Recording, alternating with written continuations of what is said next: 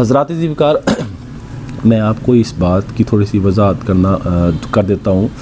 آپ جانتے ہیں کہ جیسے میں نے آپ کے سامنے شیخ ناصر الالبانی اور شیخ ابن حزم کے جو پہلے تشہد کے بارے میں موقف تھا وہ بالتفصیل بیان کیا تھا،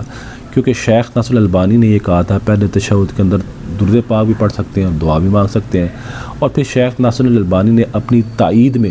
انہوں نے اپنے دلائل دیے، وہ دلائل بھی میں آپ کے سامنے بالتفصیل پڑھ چکا ہوں، اور انشاءاللہ ان دلائل کے بارے میں ان چار ائمہ امام مالک، امام شافعی، امام احمد بن حنبل، امام ابو حنیفہ کی موقف کے بیان کرنے کے بعد میں امام جو شیخ ناصر الالبانی نے دلائل دیے انشاءاللہ ان کی بھی تفصیل میں آپ کے سامنے وضاحت کروں گا کہ آیا ان کے دلائل ان کے دلائل جو انہوں نے دی ہے وہ باقی ائمہ کے نزدیک یا باقی محدثین کے نزدیک ان دلائل کے اندر کوئی سکم تو نہیں پایا جاتا، یا ان دلائل کے اندر کوئی کمی تو نہیں پائی جاتی، یا ان کے دلائل کا جو ان کے اس دلائل سے استنباط کا انداز ہے وہ انداز کیا ان کا ٹھیک ہے، یا جو انہوں نے جن حدیثوں کو انہوں نے ضعیف قرار دیا اور جن حدیثوں سے استدلال کیا آیا ان کا یہ موقف ٹھیک ہے، یہ میں بالتفصیل چار ائمہ کے مذاہب کے بعد آپ کے سامنے بیان کروں گا۔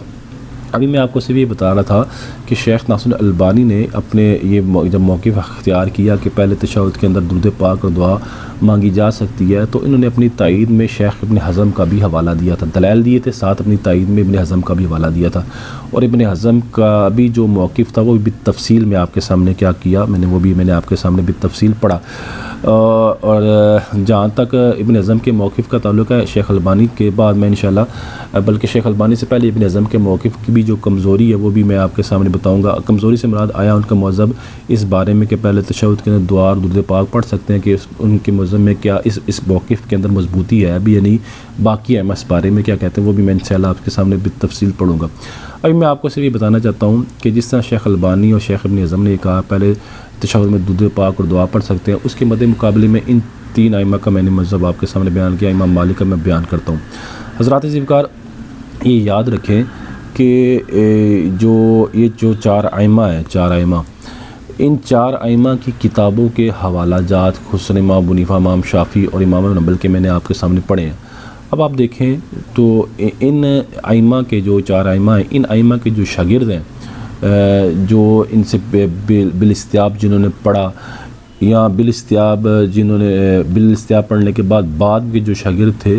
انہوں نے اپنی کتابوں کے اندر انہی چاروں ائمہ کے حوالہ جات دیے کہ یہ چار ائمہ یہ کہتے ہیں، امام ابو حنیفہ یہ کہتے ہیں، امام مالک یہ کہتے ہیں، امام شافعی یہ کہتے ہیں، امام احمد بن حنبل یہ کہتے ہیں۔ آپ اس سے خود اندازہ لگائیں کہ یہ احادیث اور قرآن کی آیات اپنی کتابوں میں احادیث سے استدلال کرتے ہیں، اور استدلال کے ساتھ ساتھ اپنی تائید میں ان ائمہ کا بھی حوالہ جات پیش کرتے ہیں۔ گویا حضرات ذی وقار بتانا چل لگا ہوں میں آپ کو کہ 1400 سال سے جو بھی ائمہ یا 1000 سال سے جو ہمارے محدثین ائمہ آئے ہیں ان کی تمام کتب میں ان چاروں ائمہ کا امام مالک، امام ابو حنیفہ، امام مالک، امام شافعی، امام احمد بن حنبل کا ذکر ہمیں ملتا ہے۔ یہ ان کے حوالہ جات دیتے رہے ہیں، یہ ان کے استدلال کے طریقے بتاتے رہے ہیں، یہ ان کے استدلال کا انداز بتاتے رہے ہیں۔ یہ جو محدثین ہیں، یہ جو فقہاء ہیں، یہ محدثین ہیں، یہ ان کی باتوں سے استدلال کرتے رہے ہیں، یہ ان کے دلائل کا رد بھی کرتے رہے ہیں۔ تو انہی پر حضرات ذی وقار بتا رہا یہ تھا کہ انہی چار ائمہ پر ہم دیکھتے ہیں کہ محدثین کی کتابیں انہی چار ائمہ پر لکھی گئی ہیں، محدثین فقہاء کی جو کتابیں انہی چار ائمہ کے گرد گھیرا وہ گھوم رہی ہیں۔ کیونکہ تمام محدثین، تمام ائمہ ان چار ائمہ کی بات پر، ان چار ائمہ کے استدلال پر، ان چار ائمہ کی نیت پر وہ اعتبار کرتے تھے کہ ان کا حدیث سے استنباط، ان کا حدیث سے استدلال، ان کا حدیث سے قرآن کا جو معنی بیان کرنا ہے، ان پر تمام محدثین کیا کرتے تھے، ہاں اختلاف بھی کرتے تھے۔ اگر آپ دیکھیں امام ابو حنیفہ کے جو شاگرد ہیں، امام ابو یوسف، امام محمد، وہ امام ابو یوسف، امام محمد، امام صاحب کی زندگی میں ان سے اختلاف کرتے رہے، وہ زندہ تھے، وہ ان سے سینکڑوں مسائل میں انہوں نے ان سے اختلافات کیے ہیں۔ کتاب الہدایہ جو فقہ حنفی کی ایک کتاب ہے، وہ جو درس نظامی کی نصاب میں پڑھائی بھی جاتی ہے، ادھر آپ دیکھ لیں وہاں جگہ جگہ امام ابو یوسف، امام محمد، امام ابو حنیفہ سے وہ کیا کرتے رہے ہیں، اختلافات کرتے رہے ہیں۔ لیکن وہ بتا رہی ہوں کہ چاروں جو یہ جتنے بھی فقہاء تھے، جتنے بھی محدثین تھے، انہوں نے اپنی اپنی کتابوں میں انہی ائمہ کا کیا کیا ہے، ذکر کیا ہے۔ کیونکہ وہ ان ائمہ کو ایک مسلمہ شخصیت تسلیم کرتے تھے۔ مسلمہ شخصیت تسلیم کرنے کا مطلب یہ ہے کہ ان کی بات کو لیتے تھے اور ان کی بات پر عمل بھی کرتے تھے اور ان کی بات سے اختلاف بھی کرتے تھے، اور وہ اختلاف میں وہ اپنے دلائل دیتے تھے کہ ہمارے نزدیک امام ابو حنیفہ کے مقابلے میں یہ دلیل کیا معتبر ہے، ہمارے نزدیک امام شافعی کے مقابلے میں یہ حدیث کا استنباط کیا بہتر ہے، ہمارے نزدیک امام احمد بن حنبل نے جس حدیث سے استدلال کیا ہے اس کے مد مقابل ہمارے نزدیک یہ حدیث کیا ہے بہتر ہے، ہمارے نزدیک امام مالک کا جو استنباط ہے اس کے مد مقابلے میں وہ امام مالک کی جو شاگرد تھے یا امام مالک مالکی حضرات جو تھے وہ کہتے تھے یہ ہمارا کیا موقف کیا ہے درست ہے امام مالک کے مقابلے میں۔ تو یہ ذراتی ذکر شروع سے یہ چیزیں چلتی آئی ہیں اور شروع سے ائمہ محدثین ان چار ائمہ کی باتوں کو اپنی کتابوں میں لکھتے آئے ہیں، اور ان چار ائمہ کی بتائی ہوئی ترجیحات، ان چار ائمہ کی بتائے ہوئے نظریات سے وہ اس کو راجح بھی قرار دیتے رہے ہیں اور ان سے اختلاف بھی کرتے رہے ہیں۔ تو گویا ذراتی ذکر ہمیں یہ پتہ چلا کہ یہ چار ائمہ اسلامی نقطہ نظر سے، یہ چار ائمہ دینی استنباط کی نقطہ نظر سے محدثین فقہاء کے نزدیک وہ ایک حیثیت رکھتے تھے۔ کوئی بھی آپ عربی کتاب جو اٹھا کے دیکھیں، چاہے وہ حدیث کی ہے، حدیث کی خصوصاً شرح آپ وہ اٹھا کے دیکھیں تو اس میں اگر حدیث ہے، حدیث کے نیچے محدثین نے ان سے کیا کیا ہوا ہے، ان چار ائمہ کا ذکر کیا ہوا ہے۔ حتیٰ کہ اگر آپ اٹھا کے دیکھیں جو حدیث پر کتابیں لکھی گئی ہیں، حدیث کی کتابوں میں جو راویوں کی کانٹ چھانٹ ہے اس بارے میں بھی محدثین نے امام احمد بن حنبل کے جو اقوال ہیں ان کو ذکر کیا، امام مالک کے اقوال کو ذکر کیا، اور اسی طرح آپ اگر اور مزید کتابیں اٹھا کے دیکھیں تو وہاں ان چار ائمہ کے مقابلے میں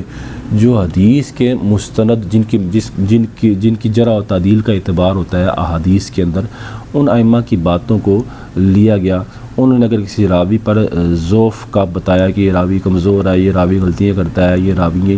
اس راوی کا جو حافظہ وہ مضبوط نہیں، یا راوی تدلیس کرتا ہے، یہ راوی منکر حدیث بیان کرتا ہے، تو لوگوں نے ان کی باتوں کو قبول کیا۔ تو ذراتی ذکر یہ دین اسی انداز میں چلا، یہ کوئی ڈائریکٹ کسی پر وحی نہیں آتی، صرف وحی رسول اللہ صلی اللہ علیہ وسلم پر آتی تھی، اس کے بعد کسی پر وحی نہیں آتی تھی۔ دین اسی طرح ہماری طرف موجود، یہاں تک ہمارے پاس پہنچا کہ یہ کتابیں ساری بھری پڑی ہیں ان محدثین، ان فقہاء، ان چار ائمہ کے استنباط، ان کے اقوال، ان کے دلائل سے، اور محدثین شروع دن سے ان سب کو وہ پیش کرتے رہے ہیں۔ بخاری شریف اگر آپ اٹھا کے دیکھیں، سیاستہ کی جو کتابیں ہیں ان میں محدثین کے اقوال موجود ہیں، ان میں فقہاء کے اقوال موجود ہیں، ان میں انہی چار ائمہ کی بتائی ہوئی باتیں موجود ہیں۔ اور میں جیسے بتایا ان سیاستہ کے، اس کے علاوہ آپ حدیث کی کتابیں اٹھا کے دیکھیں، جو حدیث پر جو جرح ہے یا حدیث کا جو سقم ہے یا حدیث کے متن میں جو اضطراب ہے، وہ انہی محدثین کی باتوں کو لے کر ایک محدث کیا کرتا ہے، ایک عالم کیا کرتا ہے، وہ فیصلہ کرتا ہے، وہ کہتا ہے جی امام یحییٰ بن معین نے اس راوی کو ثقہ کہا ہے، وہ کہتا ہے جی امام احمد بن حنبل نے اس راوی کو ضعیف کہا ہے، وہ کہتا ہے جی علی بن مدینی نے اس متن پر کیا کیا ہے، اعتراض کیا ہے، وہ کہتا ہے جی ابن حجر اسقلانی نے اس راوی پر تدلیس کہا کہ یہ راوی تدلیس کرتا ہے، وہ کہتا ہے جی امام ذہبی نے اس کی تدلیس کا انکار کیا۔ تو ذرا ذکر آپ دیکھیں یہاں جب بھی بات کی جاتی ہے تو وہ کیا کی جاتی ہے، وہ افراد کی بات کی جاتی ہے، اور یہ وہ افراد ہیں جن میں سے کسی پر وحی نازل نہیں ہوتی تھی، ان میں سے کسی پر جبرائیل علیہ السلام نہیں آتے تھے، بلکہ یہ خود یہ حدیث کے ان کا حافظہ مضبوط تھا، یہ حدیث کی مہارت رکھتے تھے، یہ فقہاء کی باتوں کو سمجھتے تھے، یہ قرآن کے ماخذ کو سمجھتے تھے، قرآن کے اسلوب کو سمجھتے تھے، حدیث کے فہم کو سمجھتے تھے، راویوں کی حالات زندگی ان کے سامنے کھلی ہوئی تھی، احادیث سے استنباط کا ان کو طریقہ آتا تھا۔ تو اس لیے جو محدثین تھے وہ ان کی علماء جو تھے، جو فقہاء جو تھے، وہ ان تمام کی باتوں کو اپنی کتابوں میں کیا کرتے تھے، نقل کرتے تھے۔ لہٰذا اگر یہ کہا جائے کہ بھی اب آج ہمیں ان لوگوں کی ضرورت نہیں ہے، ہمیں مطلب ویسی کوئی کسی کتاب میں ڈائریکٹ کوئی چیز لکھی ہوئی ہے، میں اس کو پڑھنا چاہتا ہوں، میں اس کو سمجھنا چاہتا ہوں، تو وہ جو ڈائریکٹ بھی چیز لکھی ہوئی ہے ذراتی ذکر، وہ بھی کسی نہ کسی نے لکھی ہے، وہ بھی کسی نہ کسی شخص نے لکھی ہے، اور جس نے لکھی ہے اس پر وحی نہیں آتی، اس پر جبرائیل علیہ السلام نہیں آتی، وہ رسول اللہ صلی اللہ علیہ وسلم کی بات لکھ رہا ہے، کسی نہ کسی کے واسطے سے لکھ رہا ہے، کسی نہ کسی ذریعے سے لکھ رہا ہے۔ اب ان واسطوں کو جاننے کے لیے، ان ذریعوں کو جاننے کے لیے کچھ اصول ضابطے ان محدثین ان فقہاء نے وضع کیے ہیں. ہر جو بندہ ہے ان اصول اور ضابطوں پر چلتا ہے، ان اصول اور ضابطوں کو جو فالو کرتا ہے. ہر بندے سے مراد یہ ہے کہ جو دین کا فہم رکھتے ہیں، جو دین کو سمجھتے ہیں، جن کا کوئی منہاج ہے، جن کا کوئی اصول ہے، جن کا کوئی پرنسپل ہے، وہ دیکھتے ہیں ان اصول ضابطوں کو اور اس چار دیواری میں وہ دیکھ کے ان سے فیصلہ کرتے ہیں. جو محدثین نے چار دیواری، جو فقہاء نے چار دیواری بنائی ہے،